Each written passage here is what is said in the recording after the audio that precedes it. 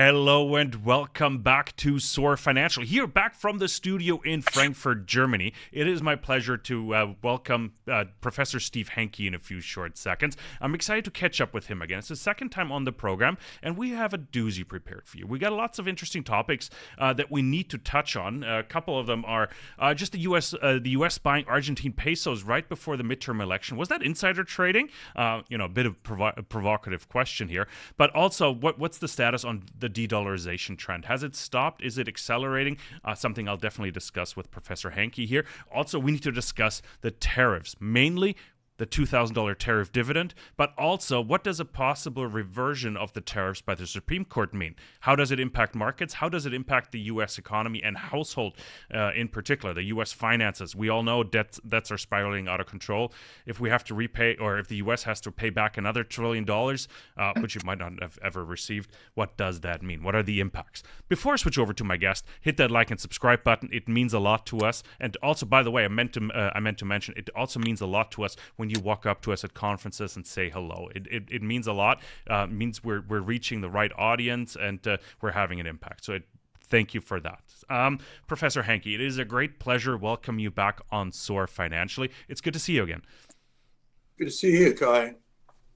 Yeah, Professor Hanke, we have lots of topics to discuss in a very short time period. Let's dive right in. First topic I mentioned is sort of the de-dollarization theme, and I want to start with Argentina. Right before the midterm elections in Argentina, the U.S. made an interesting purchase. They bought $20 billion worth of Argentine pesos. Can you elaborate for us? What is the meaning of that? Well, what happened is the peso got in trouble, as it often does, and President Trump, a big supporter of President Milei in Argentina, and the reason for that is geopolitical as much as anything else, and that is that China has made significant inroads in Latin America, and the so-called pink tide, the leftist governments are also influential in Latin America. That would be Venezuela, Colombia, and Brazil, just to name three.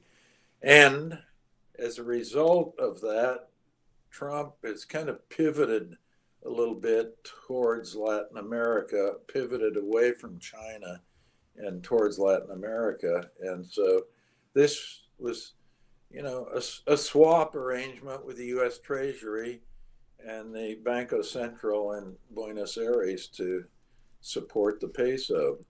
I think it was a bad move because these support operations always end up in failure, and the reason they do is that no one wants to be in the peso. And if you look at the debt incurred since 1995 in Argentina, that would be about $177 billion worth of debt. Almost 75% of that leaks out almost immediately through the back door in the form of capital flight. So there's very little left of the debt incurred that gets actually put to use in Argentina. And as a result of that, they can't service their debt. And you can go through the arithmetic, guys. Assume you borrowed $100 and the interest rate on the $100 was 8%, which is roughly the interest rate on debt, the average interest rate on the debt that's been incurred by Argentina. That means to service it, you've got to be generating $8 every year in free cash flow to service the debt. And if you're investing the 100 you borrow and in some project or some mechanism that generates 8, you can service the debt. But if 75% of that 100 is leaving in terms of capital flight and you're only left with $25 to invest out of the 100, you've got to make a 32% rate of return to generate 8 to service the debt. Well, that little arithmetic exercise shows you why the biggest debt in the world is Argentina. They go into debt.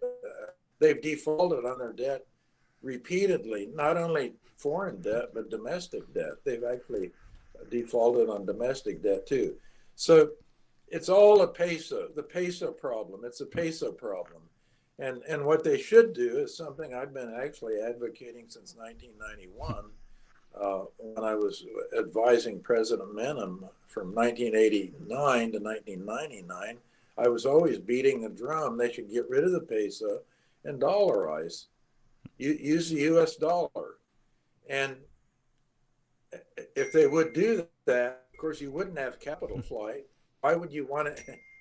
Why would you want to get out of the country? You'd be in dollars.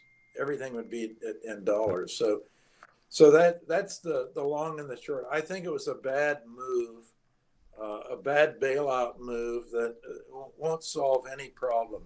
The only solution to the problem, to stop the capital flight, keep capital in, have a confidence shock, a booming economy, would be to dollarize the economy.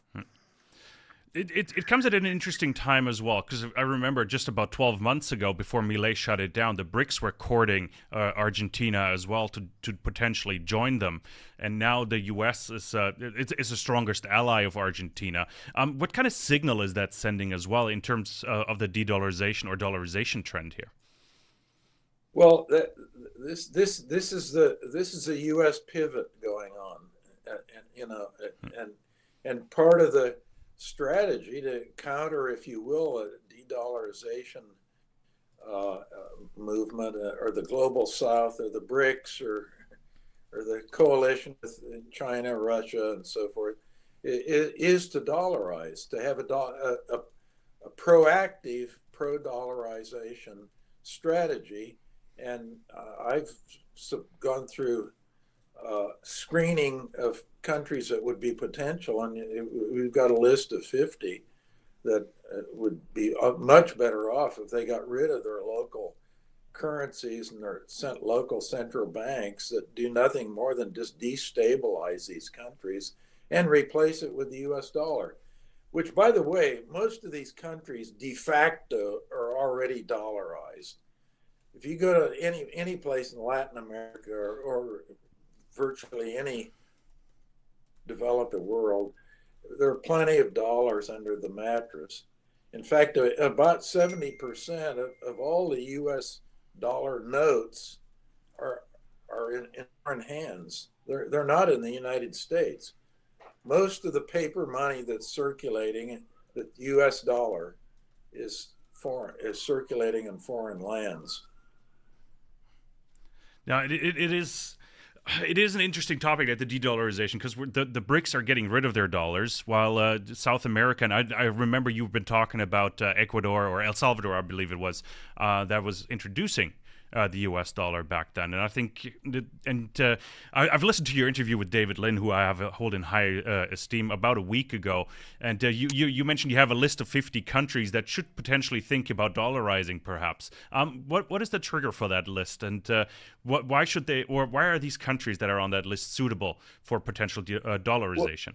Well, they have a lot of economic instability, currency crises, banking crises, high inflations, high fiscal deficits, and large capital flight, just to name a few. And I've studied this in some detail, and if you look over long periods of time, just two things come to mind. If you get rid of the local currency, you're going to have lower fiscal deficits, higher economic growth, and lower inflation. So those are just three things right off the top of my head. Now, by the way, one thing about the de-dollarization, there's more hype around this than you can shake a stick at, because if you actually look at the transactions that take place internationally from 2022 to 2025, the current period, the U.S. dollars influence, its dominance in those transactions has actually increased. It's gone from 88.4% to 89.2%. The euro, you're there in Frankfurt with the euro, stuck with the euro now, it's actually gone down from 30.6% to 28.9%. The RMB, the Chinese yuan, has actually gone up from 7.2% to 8.5%. So what you've had, the US dollar is the king, and it's actually increasing, not decreasing, not de-dollarizing. It's actually increasing. The euro is slipping, and who's taking up that space is the Chinese yuan. You know, when we talk about capital rotation, where the next big wave of money is heading, it's not just gold or silver that's catching attention. There's a really interesting public market story developing in crypto right now. This episode is sponsored by UPEXI, ticker symbol UPXI on the NASDAQ. UPEXI has quietly built the largest Solana treasury of any public company. Yes, the largest. And they're treating it like a real yield-generating asset. Earlier this year, they closed $100 million financing to expand their crypto operations, and today, they hold just over 2 million SOLs, worth roughly $447 million, mostly staked and earning right around 8% yield. That's over $100,000 a day in revenue just from staking. Since launching their treasury, UPEXI's adjusted SOL per share has more than doubled, and they're expanding into the ecosystem too, investing in Alpha Exchange, an AI trading platform, and bringing on Arthur Hayes as the first member of their new advisory committee. It's one of the few traditional public companies truly leaning into this digital asset shift. Check them out at ir.upexi.com. That's UPEXI on the NASDAQ, UPXI. Disclosure? Paid partnership with UPEXI. This is not financial advice, so always do your own research. Now, let's jump back into the conversation. So, I was going to ask, maybe to follow up, maybe to specify, like, what is driving that, Professor Hanke? Like, why is the U.S. dollar, despite the mainstream narrative, increasing in percentage here? Well, this is a trend. Most people don't realize it. The world always, if you go back 2,500 years, there's always one currency that's the international currency that dominates, and we've only had 14 of them, by the way. If you go back 2,500 years, you'll find there are 14 currencies that fall into the international currency dominance picture. The U.S. dollar is the dominant one, and one reason that it's hard to challenge is the networking effects. They're very strong, and it's a matter of scale.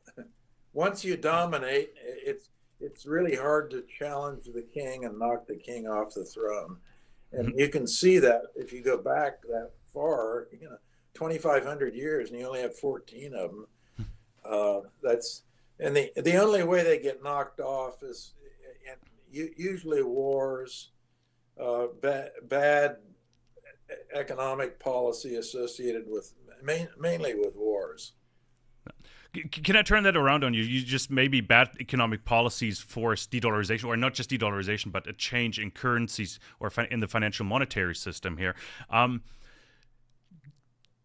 trying to phrase the question because the Fed has been keeping the rates fairly high, and now that the Fed has signaled that they might be done cutting, the DEUTSCHE increased, meaning the U.S. dollar index, which is a basket of currencies, of course. But it shows that the U.S. dollar, because the interest rates are higher, is still attractive for foreign capital to be invested in. Is that sort of part of that trend as well? And I hope that question makes sense here. Well, it's a little that's part of it. Okay. That's consistent. That's consistent with more dollar transactions. But the real elephant in the room is capital markets, and the dominant capital market in the world, by far over 50% of all the world's capitalization in stock markets is in New York. Everyone wants to be in the dollar, and they want to be in the U.S. capital markets. End of story. Now, if you look at the hottest thing going, it's anything connected with AI, for example. And where is that? Well, it's all in the United States. So to jump in there, sorry, Professor Hanke, but an interesting point, like AI and tech supremacy.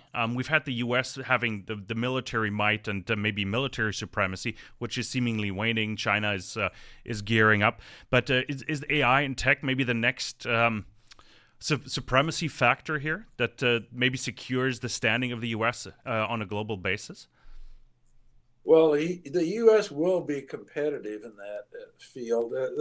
They're probably out ahead now. I think the challenge really in that realm is going to be China, and I think if I was betting, I would say China is probably going to win that race. but both of them will be very competitive, and then if you throw Europe in there, Europe just doesn't amount to anything. You can hardly find it. And then every place else, I mean, you can basically forget it. So it's the capital markets, though. It's not only the equity markets, but the bond market, the most liquid, huge bond market in the world. It's in U.S. dollars. And if you're a foreign country, what their debt is accumulated in what? U.S. dollars. If you go to any of these developing countries, the main source of debt is U.S. dollar denominated debt. You got China in there a little bit. That's one reason the Chinese yuan, the transactions have increased a little bit. But look, you've got where's the Chinese yuan compared to the U.S. and now the financial transactions 8.5% in the yuan, 89.2% in the U.S. dollar. So it's way down.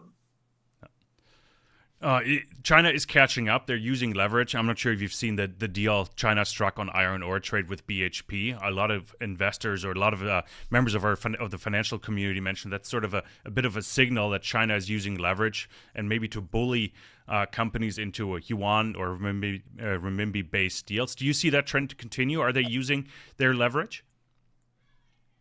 Yeah, they're using it and they're growing.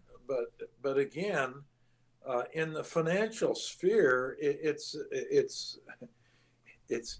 way behind. I mean, it's running in third place, way behind. Even Europe. I mean, the euro 28.9% of all transactions, and the yuan is only 8.5. So. Maybe last question on the whole dollarization topic, but do you see a tipping point where the yuan becomes relevant at some point? Is there a certain percentage where you got to think, okay, now the renminbi is a worthy, let's call it opponent or worthy part of the system? The key thing, and by the way, I'm associated with Renmin University in Beijing, and that's precisely what I've been working on. Is how you promote the use of the Chinese yuan.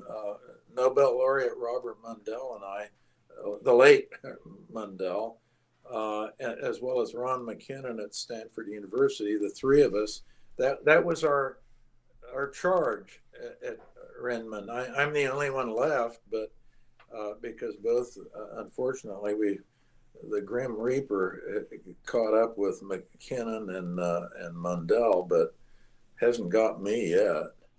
So the key is, to answer your question, they have to get rid of exchange controls and capital controls. There's no way you can be an international currency of any significance, really, if you have exchange controls. Fair enough. It makes sense. Do you see that happening at all? Because that would sort of go against everything that China stands for, I guess, and against the political system. Well, I've been advocating it, but so far the advocate has been losing. No, fair enough. Let's put a bow around the de-dollarization topic. We need to talk tariffs, or actually the ripple effects from the whole tariff debate. One of them is the $2,000 tariff dividend. And Professor Hanke, I'm wondering, is this just political theater, or is that something that will actually happen?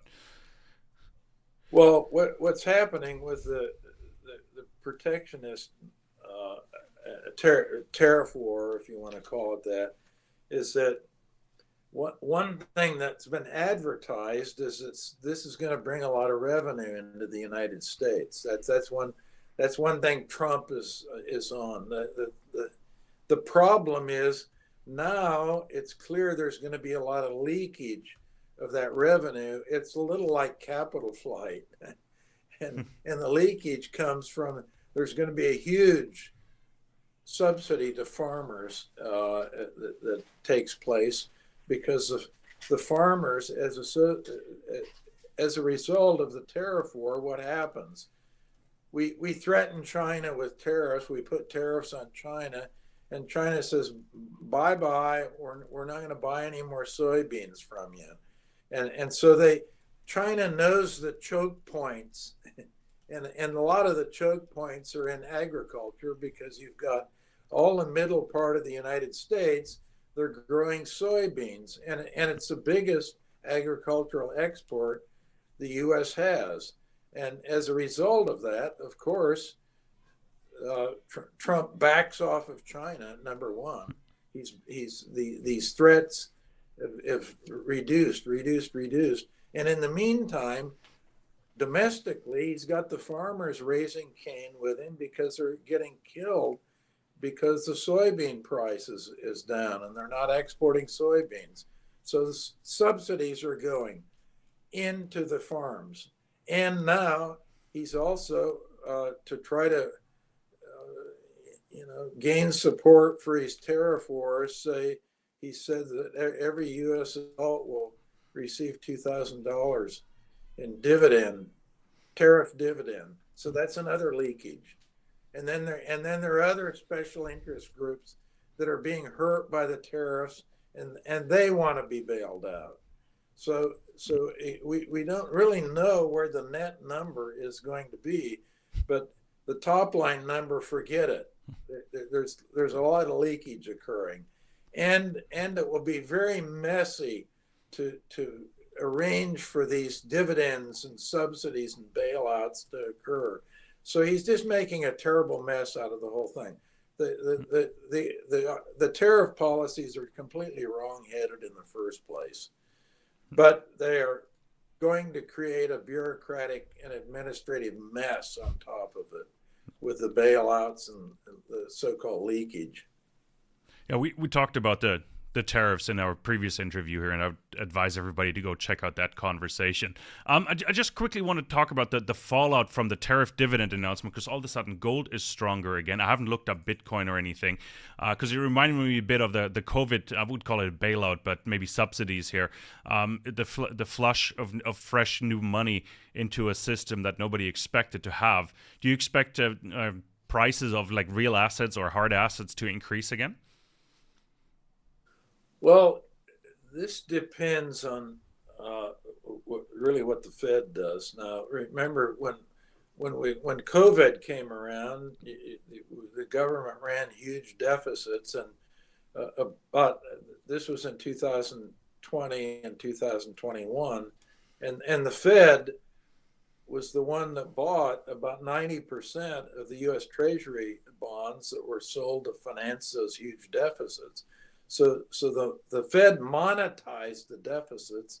The money supply shot up as a result, and with a typical lag, inflation reared its ugly head. And now what we have the deficits look like they're going to be 6 to 7% of GDP as far as the eye can see. So that pressures the Fed. There'll be tremendous pressure on the Fed to buy some of these treasuries. And we have the second thing that is related to that is that in December, quantitative easing will be done away with at the Fed. They didn't say they were going to do quantitative easing, but quantitative tightening will be out. And then the third big thing is that the supplemental liquidity ratios that are put on banks will be done away with, which will give the banks more capacity to make loans. So you've got three things tilting us towards maybe overdoing it and increasing that money supply. Now it's growing at it's growing at 4.5% per year. Hanke's golden growth rate, a rate consistent with hitting a 2% inflation target in the United States, is 6%. So the question is, well, will the quantitative tightening being eliminated and the supplemental liquidity ratio being done away with at commercial banks, and this overhang of this huge deficit, with the White House putting lots of pressure to loosen up monetary policy, will the Fed end up overdoing it and getting that money supply growing up at a rate significantly higher than 6% per year? If that happens, then we're off to the races again. And the next thing that will happen, that will support asset price increases. No, it's a good point. So the tariffs, and then we'll have the inflation problem facing us. So we don't know exactly, but I'm just saying the deck's being stacked up in such a way that maybe instead of being on this glide path down with contraction of the money supply, slow money supply growth, inflation going down, we might be looking at a pivot here. Well, inflation has been going up since April. It's been constant. Every month we've ticked up 0.1, 0.2% here. Now we're at 3.1% CPI. Based on, like, Jerome Powell's blaming the tariffs, of course, seeping through here. Which brings me back to the tariffs, actually, because we need to talk about a potential Supreme Court decision here in the new year, which could sort of put the tariffs, out of commission, for lack of a better term, or reverse the tariffs that President Trump has put up. What do you make of that? Like, how dangerous is that to the U.S. financial system and the economy? Well, I think that the Supreme Court, if logic was governing things, the tariffs would be deemed illegal because they certainly don't fall under this emergency legislation of 1977. The trade deficit is not an emergency. We have had the trade deficit since 1975 every year in the United States, and that is caused not by some foreign element. That the Emergency Act is if some foreigner is doing something that affects the United States. That's when you invoke or can use the emergency, and that emergency is just not there because the deficits are created, trade deficits are Americans spending more than they produces a trade deficit. So the origin of the trade deficit is America. It isn't some foreigner. And this 1977 law is targeted on things that foreigners do.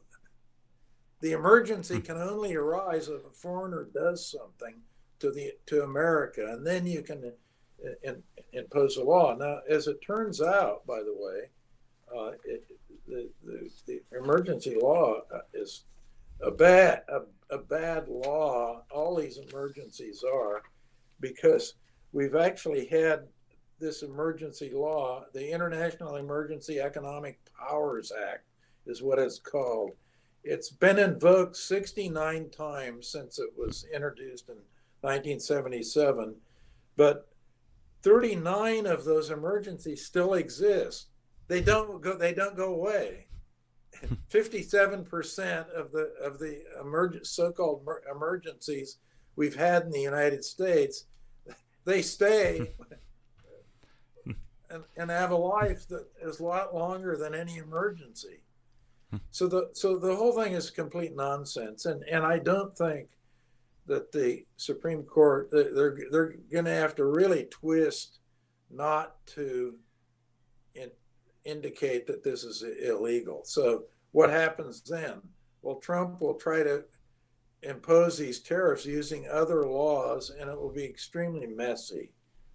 So there'll be a tremendous amount of uncertainty if they say at the Supreme Court that it's illegal, which I think logically should. I don't know whether they will, obviously, but if they say it's illegal, then things will really get messy, because Trump will try to continue to do what he's doing, and he'll be able to find other laws that he can use to impose the tariffs he's already imposed. But it will be very uncertain and unclear what's going on for many months. In summary, it's all great for gold, right? Oh yeah, no question about it. I mean, I think the secular bull will end up peaking out, I think, around $6,000 an ounce. Fantastic. Right now we've had a little pullback. It's stuck around 4,000. It's consolidating around 4,000, which seems to be, they're sticking to it like flies stick to fly paper, 4,000. So, but it's going up because the ratio of calls to puts at 4,000, with the contracts ending November 24th, it's about 2 to 1. The calls outnumber the puts by about 2 to 1. So that means the market thinks that its price is going up. It might be consolidating at 4,000, but they think it's going to go higher, not lower. From a miner perspective, I absolutely love 4,000. I don't mind the consolidation phase right now. Margins are insane for the mining companies. So I'm a happy camper personally. So when it comes to that, Professor Hanke, what a wonderful conversation. You're a wealth of knowledge. I tremendously appreciate your time. If our audience doesn't know where to find your work yet, where can we send them? Well, you can follow me in real time on X at Steve_Hanke.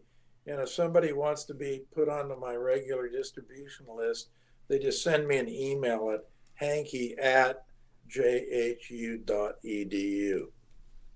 Fantastic. I advise everybody to do that. I strongly advise, and tremendously appreciate your time. Professor Hanke, thank you so much for coming on. Can't wait to do this again very soon. Perhaps in early 2026, we can provide our audience with a bit of an outlook. What should we be expecting? Because the Supreme Court decision is looming over us. I believe it is happening in early September, in early January in early 2026. I don't have the exact date in front of me, so it'll be interesting. As you said, it'll be wild. To paraphrase, tremendously appreciate it. And thanks so much. Thanks so much for having me on. Look forward to seeing you next year. Yeah, likewise, Professor Hanke. Thank you so much, and everybody else, thank you so much for tuning in. Very, very interesting discussion with Professor Hanke. If you enjoyed this conversation, please hit that like and subscribe button so we can bring guests like Professor Hanke back onto the program. And also in the comments, let us know, what do you think is going to happen if the Supreme Court reverses the tariffs? What is going to happen? Really curious what you think, and let me know. I read all the comments. Not always great, but I do, and I tremendously appreciate them. So thanks so much for tuning in. We'll be back with lots more. Take care out there.